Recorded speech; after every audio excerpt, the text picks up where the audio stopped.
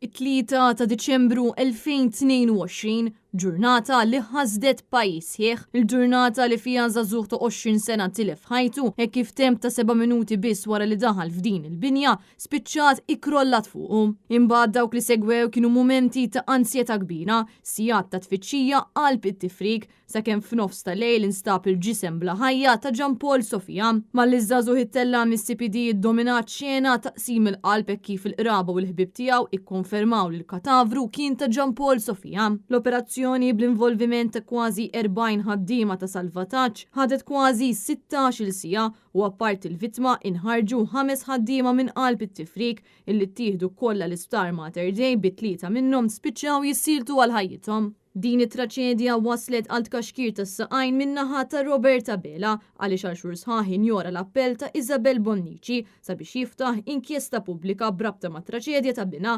bil-Partit Laburista jivvota kontra inkjesta pubblika fil-Parlament, mozzjoni li tresqet mill-Partit Nazzjonalista. Iżda wara diversi protesti kif ukoll ir-rabja tan-nies, Roberta Bela ma kellux għażla oħra ħlief li jagħmel U-turn. Intant matul il-jum tal-ħadd bosta persuni selmu l-memorja ta' Gian Paul Sofia fejn fost l-oħrajn permezz ta' post fuq il-medja soċjali, Isabel Bonnici kkundannat l-aġir ta' daw kollha li huma kompliċi fil-mewt ta' Bina, dan apparti li tenniet l-appell tagħha li minkejja tbatija li għaddit minna, il-ġdida għal ġustizzja se tkompli. Il-kap tal-Partit Nazzjonalista Bernard Grech min-naħa tiegħu qal li għal din il-ħajja mitlufa niżlu l-Maltin u l-Awċin fit-toroq, niżlu għal Gian Paul Sofia u kontra l-ebusija tar-ras huwa fakkar li l-Partit Nazzjonalista ingħaqad fil-ġlida ma' Isabel Bonnici sabiex verament issir ġustizzja tant li vvota favur inkjesta pubblika fil-Parlament.